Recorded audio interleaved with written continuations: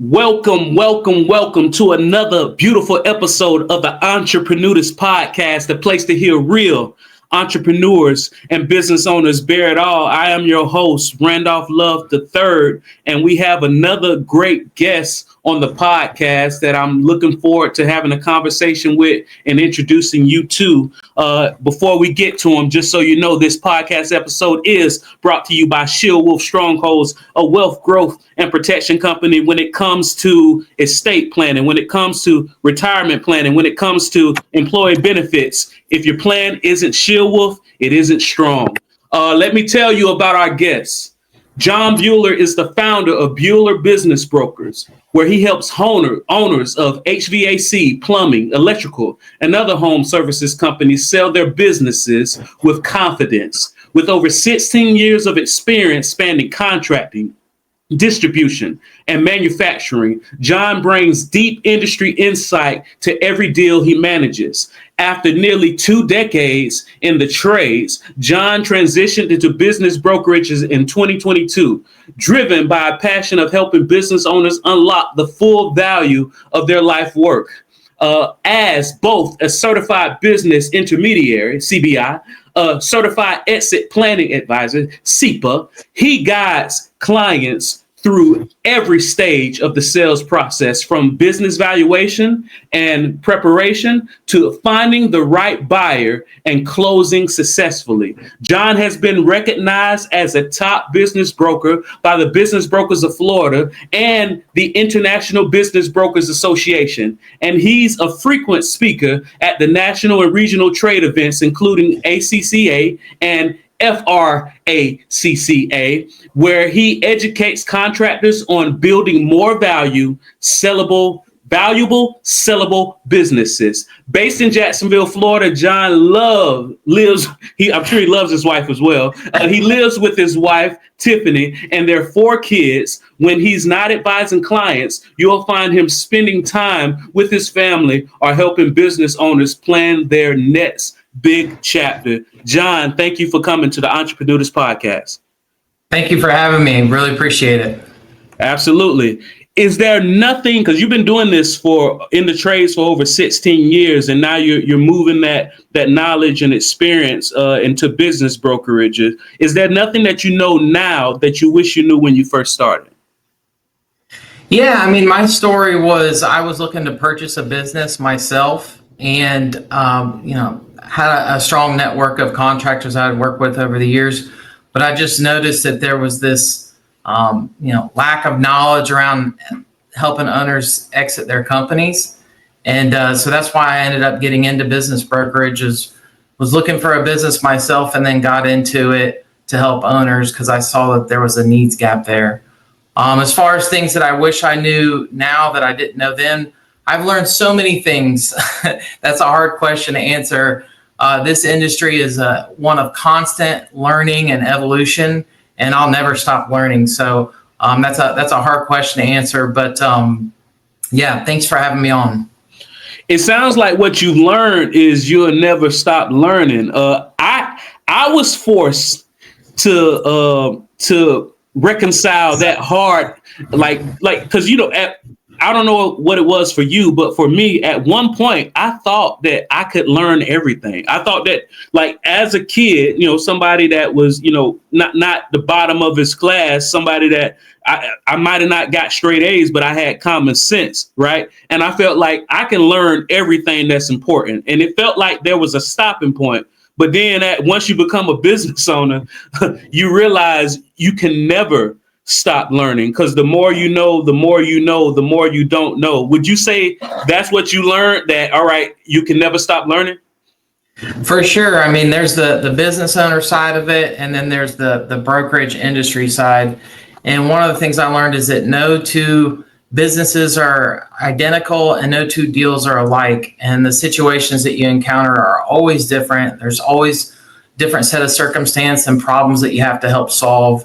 So yeah, it is definitely you have to go into it with an open mind and just realize that you probably aren't going to be able to tell every single thing that's going to be able to happen, but being able to work and come up with solutions is what's important. Somebody says Jon, is being a business broker the same as being a real estate agent for a house? Do you say yes, no, or maybe? That's a really good question, and one that I get a lot. So there are some similarities in the sense that we have an MLS system. In Florida, you actually have to be a licensed real estate agent to do business brokerage. And we do get paid at the closing table. So those are the similarities, but that's about where it ends. Business brokerage is different in the sense that everything that we do is confidential. So unlike real estate where you're marketing, homes that, people can go do drive-bys and see things, in business brokerage, everything is confidential and businesses are completely different. Another thing is the valuation on businesses. When you're looking at a company, for example, that maybe only has $200,000 or $300,000 worth of hard assets, but it's worth several $million, how do you reconcile the difference and justify that value? So there's a lot of differences as far as when it comes to marketing the business, determining the value, and then the problems that you have to overcome to help somebody have a successful transaction. But there are some similarities, but mostly just in the way that it's structured, not in the actual practice. Because, just like you just said, hard assets of 300,000, but then you potentially have a business valuation of $7+ million. Is that term, is that considered the goodwill of the company, or is it something else? Well, goodwill is a part of it, but businesses are typically valued. What you're buying is the cash flow of the business. So it's the business's ability to generate a cash flow, and the assets that are involved in that business, whether that be trucks, employees, whatever it needs to produce that cash flow, is all included in the value of it.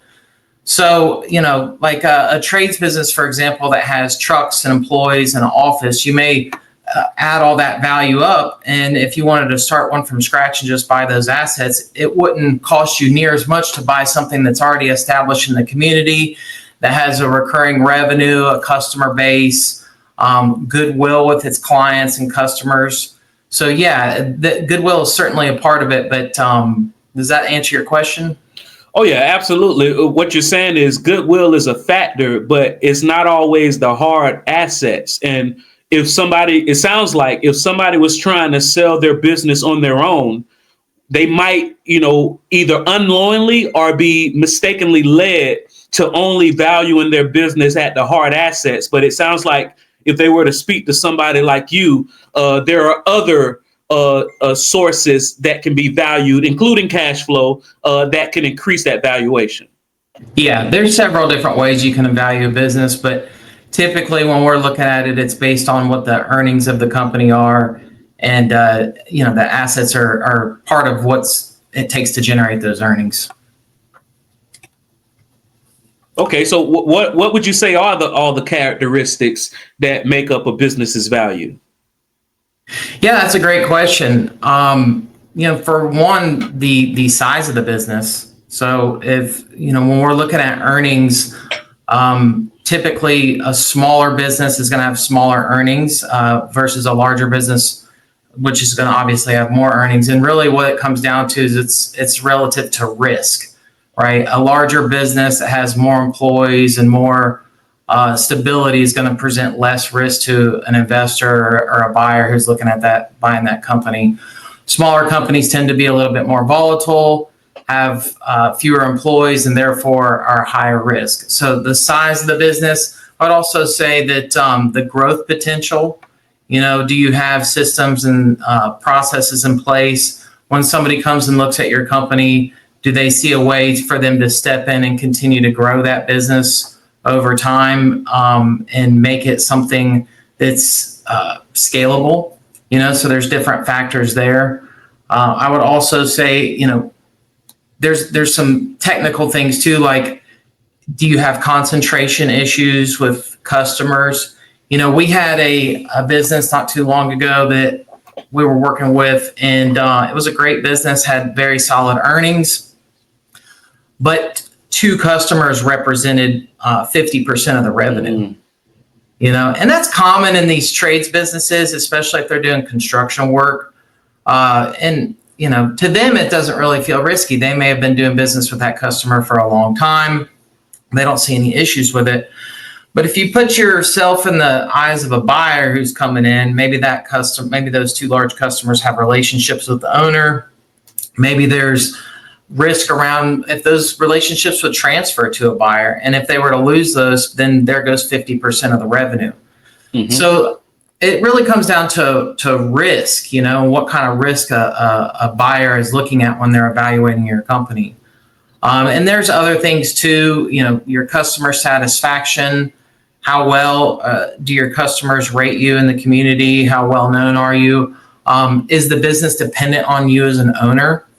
That's a really big one. Buyers really like to step into an operation that they know that the owner is walking out of. They want to know that business is going to be able to continue on long term with them running it. So, and really, I always tell people it's about transferability of that cash flow that we talked about, right? Mm-hmm. Buyers are looking at this investment. They're more than likely going to have to go take out a loan, and that loan's going to have payments, debt service coverage that's associated with. So when they look into the future, they need to understand, hey, is this business going to continue to generate the same amount of earnings and grow so that I can cover these debt payments and also have something left over for myself? Oh yeah, because these prospect business owners, they're not looking to buy a job. They're looking to buy a cash flowing business, like you said. And it sounds like one of the main reasons that it's considered more risky to get a business with a smaller amount of employees versus a bigger business with more employees is there anybody there that can replace this person, or what security that we have where as soon as you leave that all your key employees won't leave with you? Is there no way for a smaller business to let a prospect buyer know, or something that they can do to help ensure that all their key employees won't leave with them? Is there no way to do that? Well, yeah, there's always a way, but I would say that most owners are very reluctant to, on smaller businesses, to bring in their key employees into a potential conversation with a buyer. It does happen. But, usually it's viewed to be more risky than it is, profitable for that time. For example, if they reveal that the company's to sell to the employees, and then the employees start worrying and not knowing people just start to wonder, is my job safe or this or that? So typically people don't like to do that. But what we found is that, employees really just want stability. And if you're going to treat them right and you're going to give them the same or better working conditions and pay, and find ways to improve the work environment and be a good leader, people don't necessarily want to leave a company. Most of the time when there's a transition after a sale, the new owner will go in with the old owner and announce the sale. And we found that that's a really effective way for them to be able to communicate that message jointly to the employees and make sure that there's not fear and things like that happening, and be able to stay on point and address any questions or concerns.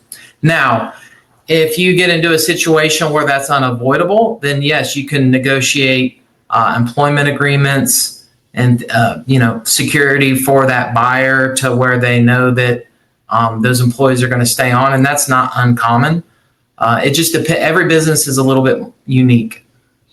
Oh yeah, definitely, because it's all unique. I know one of the ways that we help with what we do is some of these smaller employees, like you said, they don't want to bring in employees into these type of conversations. But one of the ways that you can help ensure this new buyer that your key employees won't leave is you can establish some type of split dollar life insurance policy with a vesting schedule. That way it benefits the employee right? They say, all right, this is something that's growing, that if I should die or if I should need access to the cash value of this policy, I could use it. However, I can't get full access to it until this certain time. And it might be 3 years. It might be 5 years. It might vest over a certain schedule. That benefits that employee, but it also benefits the business owner, to where if something did happen to that employee,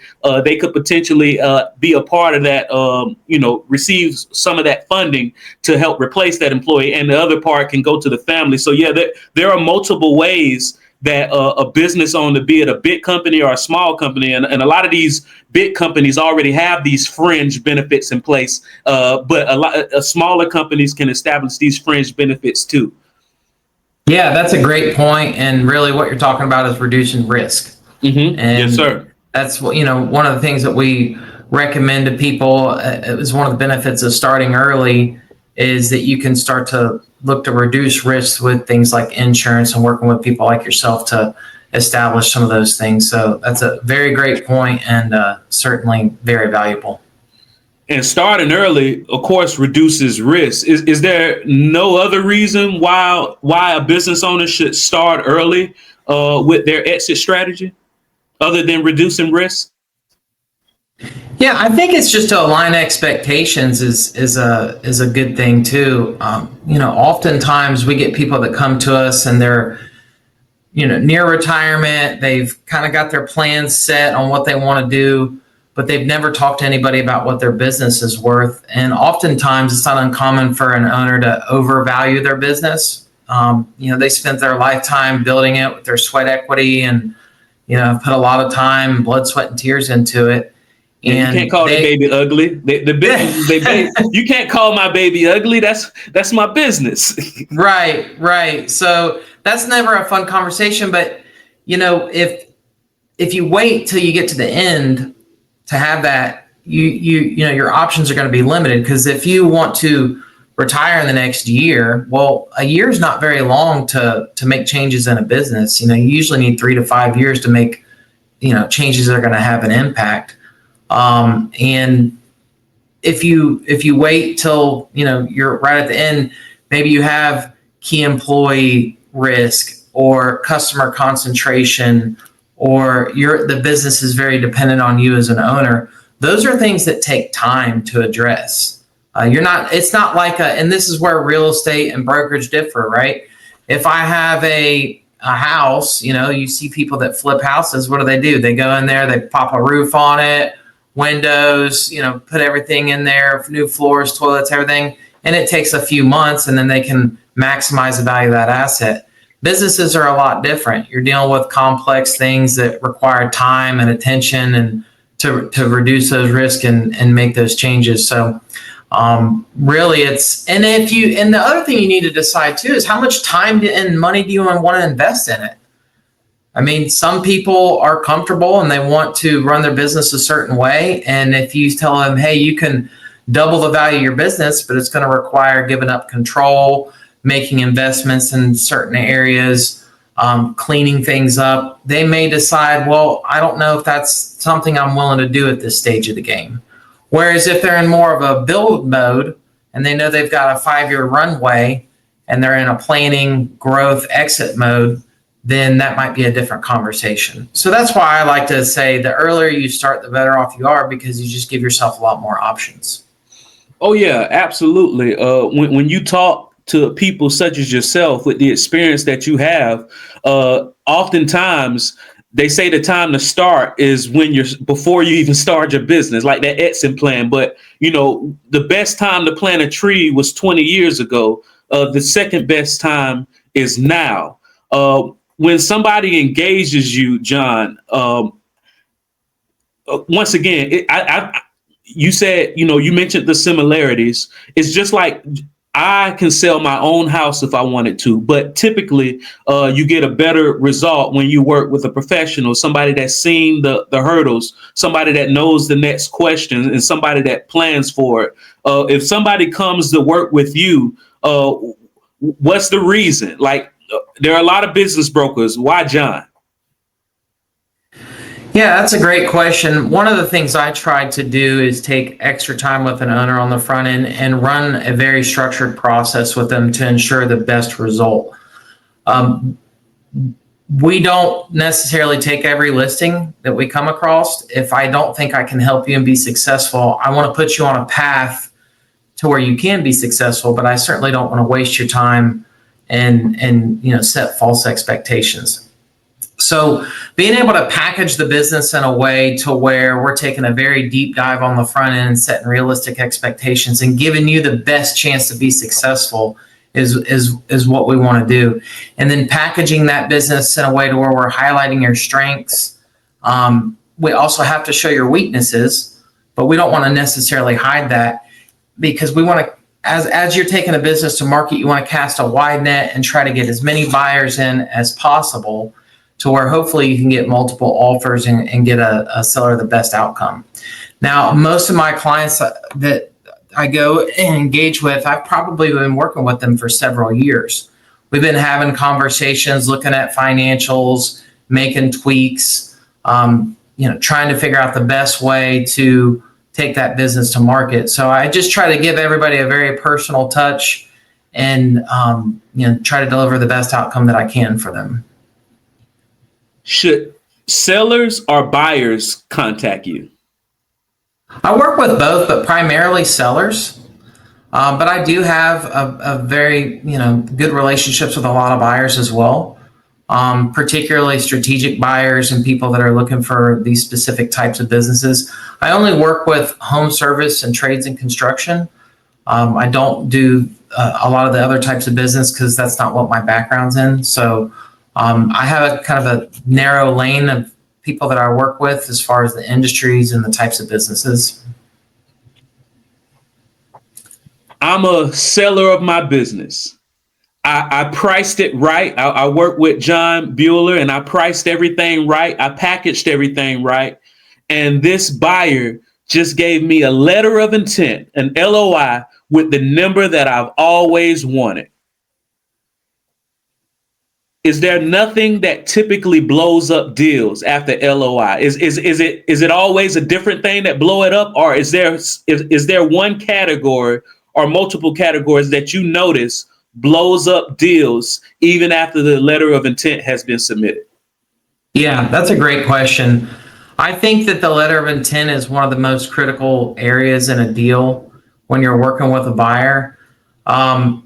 Whenever you take a business to market, the seller has the leverage initially, typically, because they haven't accepted any offers, they haven't signed anything. They're interviewing multiple buyers and trying to find the right fit for their business. The letter of intent is really important because I always tell people price is just one part of a deal. The terms and conditions are really where the rubber meets the road on if this is a good fit for you or not, right? Because it's not just about you getting your price. It's how much of that price is cash at closing. How much of it is perhaps a seller note that you're going to have to hold, or some sort of earn out or other type of clause. What is the indemnification look like on the deal? Is there a clear process outlined from LOI to close that gives everybody confidence that things are moving forward? So one of the things I try to do is on that LOI, I go through when I take a business to market and I actually list in the marketing material what we expect to see in the LOI. And we get a lot of those things out on the table right away to make sure that what the buyers that we're bringing to the sellers are the most qualified, are the most serious, and are putting their best offers in front of them. Because the last thing you want to do is, typically when you sign an LOI, you go into what's called an exclusivity period. And an exclusivity period basically means that the seller's not allowed to talk with any other buyers. They're not allowed to entertain any other offers, and they're going to take the business off the market, right? Well, the last thing you want to do is take the business off the market, lose all your momentum, and then realize, as you're going into due diligence, that there's misaligned expectations, right? And that can come in the form of many different things. So we try to ask those questions up front and make sure that we're getting everything out on the table. Where when we sign that LOI, we have a high confidence that, as long as we get through, we supply the information and due diligence and it lines up with what we said, that we're going to close. How important are non-disclosure agreements during this due diligence process?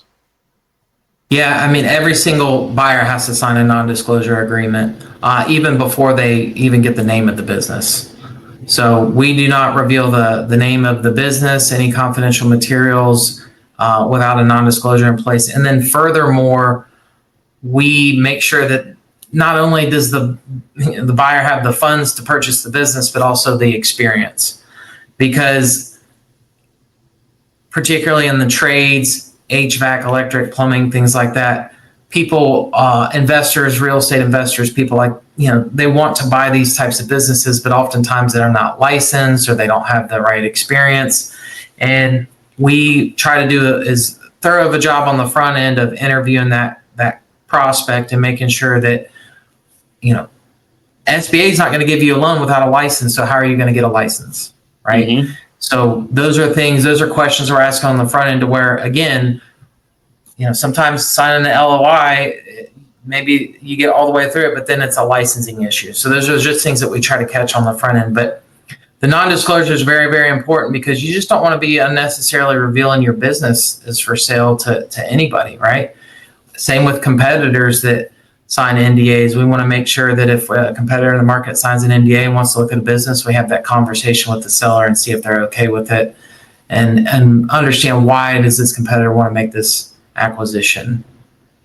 Oh, yeah, because I think that's one of the things that a lot of people don't talk about. That's a major benefit of working with business brokers like you, is the anonymity, being able to test the waters without, like you said, putting all of your business out there, literally and figuratively speaking. Definitely is a good thing. And I imagine once, and I just, at first when you were saying check on the front end to make sure that the buyer has the know-how and experience and the ability to get licenses to keep going. At first I'm thinking, well, why does Jon and the seller even care about that? They just sold the business. But I'm imagining most of these deals are earn out agreements. And if this person doesn't have the wherewithal and ability to earn out, then it's a disinterest to your customer, your client. Yeah, I mean, I would say even beyond earnouts is just being able to get funding. I mean, when I'm dealing with a private equity firm that owns multiple trade businesses in that same industry, you're not dealing with that as much. They usually already have licenses, or they're already in the industry and have people that know how to run it. But most individual buyers are going to use an SBA loan to purchase a trades business or something. And if there's special licensing required, they're not going to be able to fund the loan. So they may have the down payment, the deal may pass due diligence, everything just fine. But then at the end of the day, the bank is going to say, sorry, we can't do this deal without a license. So there are things you can do to help mitigate that risk. But, one of the things I try to do on the front end is make sure that we have that in place on the licensing. This is a lot of good information. You just shared, Jon. Is there not a question that I didn't ask you that I should have?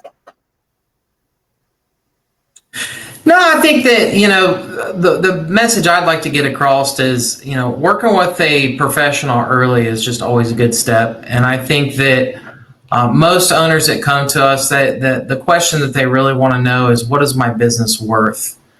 Because it all really starts there. If they can understand what their business is worth, then they can start the process of planning and figuring out, we say, if you know your value, you can protect your value that you've already established. And you've mentioned some things that you do with insurance and different types of buy-sell agreements and things that you can do that's low-hanging fruit, where you can protect the value that you've already established. And then you can grow your value. If it's not where you want it to be, you have that time to look into the future and grow grow your value to a number that you're comfortable with. It's going to enable you to retire.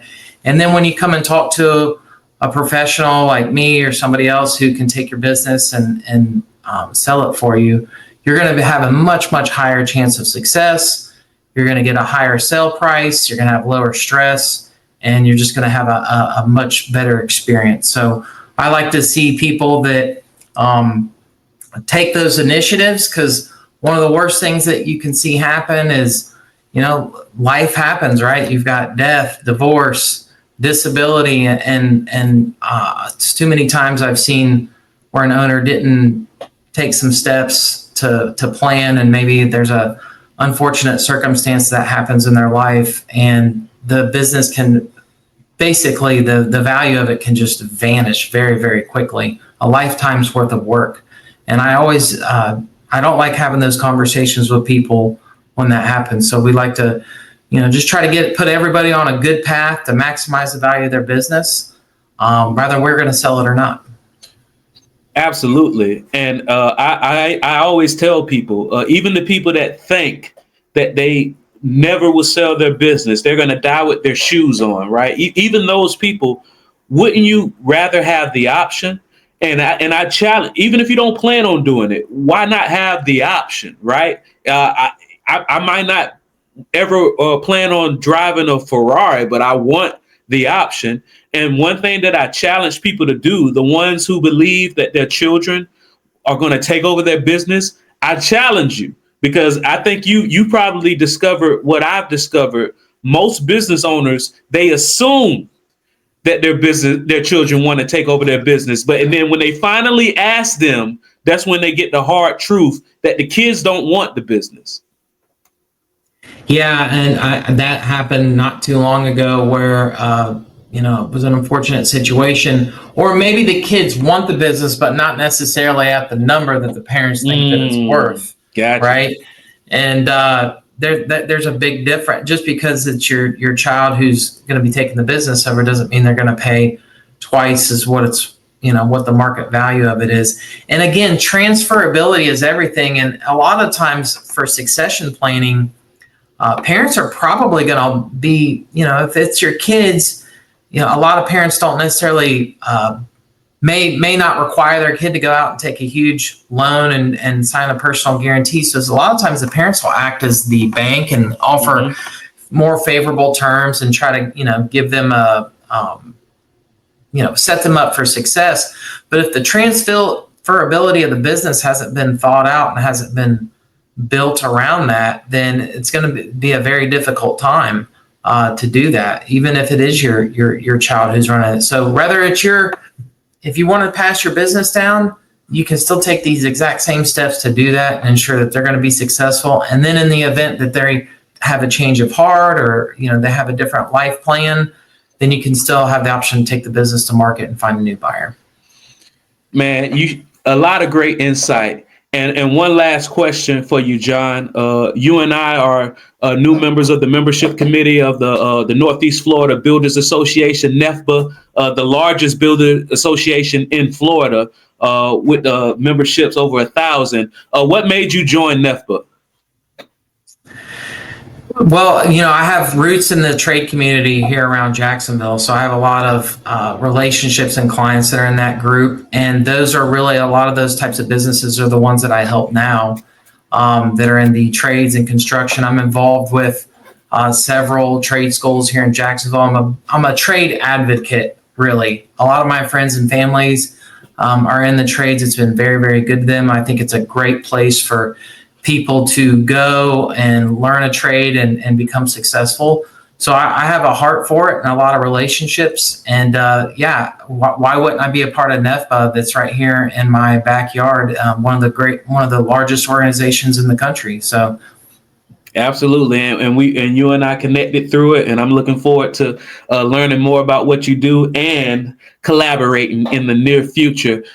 This has been another episode of the Entrepenudist Podcast, the place to hear real entrepreneurs and business owners bear it all. Remember, always check the show notes. If you're listening to us on audio, check the show notes so you can see our beautiful ebony and ivory faces. And once again, the Entrepenudist Podcast is going to start coming more and more with more and more episodes ranked in the top 10% of podcasts for business owners and entrepreneurs by the Billboard of Podcast ListenNotes.com. Keep tuned to the Entrepenudist Podcast. This is Randolph Love III and Jon Buehler signing off.